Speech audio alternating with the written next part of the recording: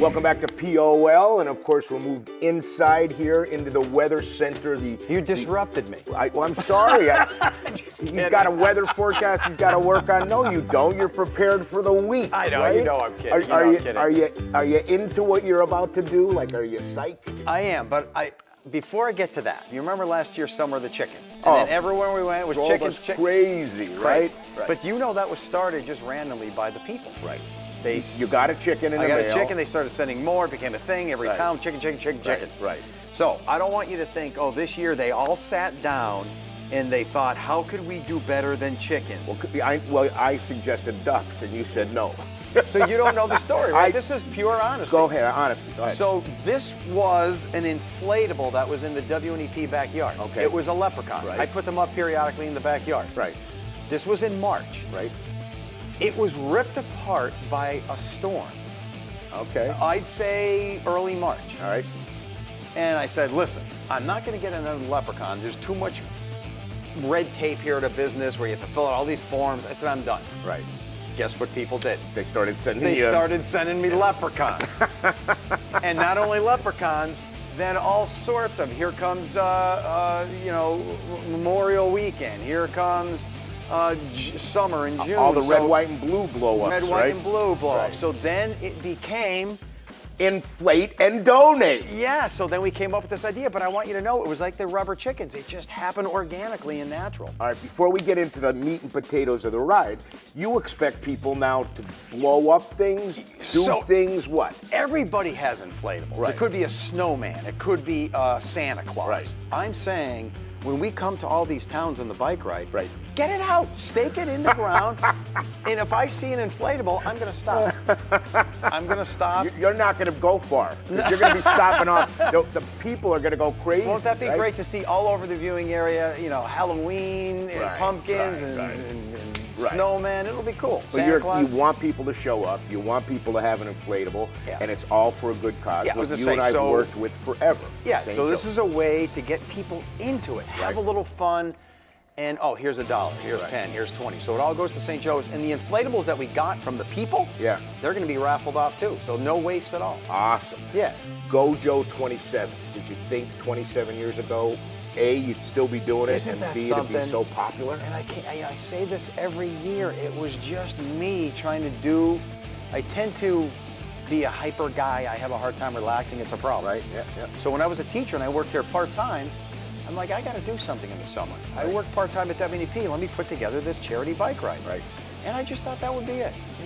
A few days, a week in the summer, and I'll make some money for St. Joe's. A few hundred, 1,000. It snowballed into this. I became full-time.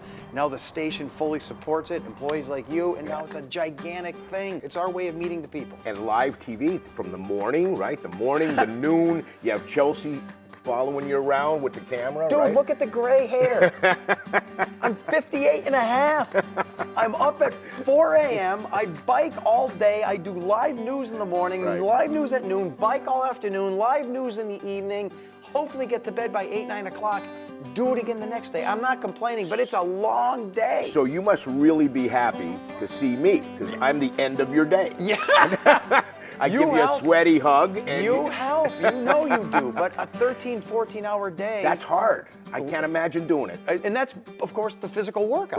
Right. So, yeah, it's all good, though, because it all helps St. Joe's. Let's take a look at the map. All right, so here are some sponsors. Right. We can't forget all the people who donate, but also these big sponsors. But, yeah, so we have 5 days. Right. And every color code is a different day. We're starting out in Lock Haven, day 1. Right, and then you're going to end up at noon in Loyalsock Township at the community swimming pool.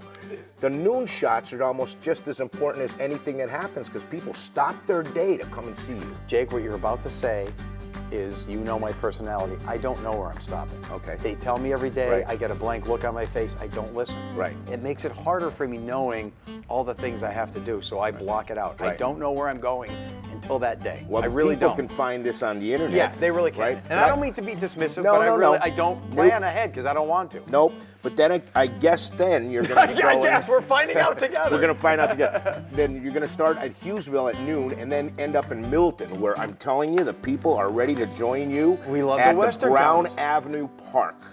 There you go. We love the Western country. So when you're done there, you're going to make your way over to Mifflinburg for day 2, and you're starting out in Mifflinburg in the morning. Okay. Right? And then you're going to be heading to Sunbury to the Cameron Park for noon, and then you're going to end up in Mount Carmel. And I got to tell you, I love the people in Mount Carmel. Every time we do something, it's like, whoa. Mount Carmel is amazing. Yeah. So, and my fear with some of these stops is we try to stagger it over the years. I'm thinking in my brain, I've been to Mount Carmel so many times on this bike ride, no one's going to come out. But they He just challenged you. No, come out. No, but they're going to be, it's just them again. I hope they don't think that. All right, let's go to day number 3, right? You're going to start in Sacramento, and you're going to end up at noon at the Cressona Picnic Grove. Okay. Then we're going to take it from there, and you're going to go to Frackville. At 2 o'clock, the town of Frackville. Amazing. They are coming out, and that's at the Memorial Park. Frackville, don't disappoint. And then at 4 o'clock, I'll be in Nescahoning waiting for you, and that's how you're going to end your day number 3. Okay. Absolutely. And by the way, if you're wondering why all these dots are interrupted, it's not continuous. Right. Because we don't want to waste time on rural roads where there are no people. Yeah, like cows don't donate. Yeah. So why would you go through cornfields? Yeah. So right? it's the same amount of time on the bike, but now it's only where the people are. So that's why we break it up. So day number 4, you begin in Freeland, and you end up in noon in Berwick. And we haven't been to Berwick's amazing. We haven't been, I think, 3-4 years. No, but when we were there, again, they awesome. show up It was in numbers, and that's at the Jackson Mansion and Carriage House. Okay. And then you're going to end up at 4 o'clock. I'll be there waiting for you in Washingtonville at the Montour DeLong Community Fair. Oh, baby. A nice fair, family-oriented, great fair, and that's where you're going to end up. Definitely going to have some greasy food, too.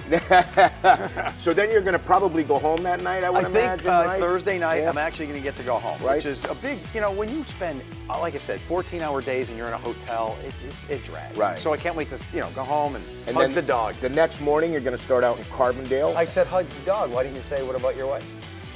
She's probably not going to be. No, she's coming with me, Is she? too, so she's going to be periodically there, too. Carbon, and then Lake Wallenpaupack, Palmyra Township Public Beach. Yep. Okay, at noon, and then you're going to end up meeting the crew at Marywood that Friday night. Yep. Right, where a 2-day telethon is happening on the 26th and 27th from 7 to 9. You're going to come into the telethon. We're going to say yay, and then the big check presentation the next night. Don't forget the festival at the Marywood grounds, July 26, 27, 28. That's Friday, Saturday, Sunday, and come out, have fun, donate, and it's all about raising money for St. Joe's. Yeah, all of this is like the pregame show to their big event, Yeah. so that's what it's all about. And remember, that Friday I'm starting out in Carbondale. These are my people. I know. My buddy's going to be, Your all my hometown. buddies are going to be there, so I'm hanging out. All I could tell you is we always are inspired by you. You hate the gushy stuff, but you inspire us. You get us going every day in the morning, and now you're going to dedicate a week.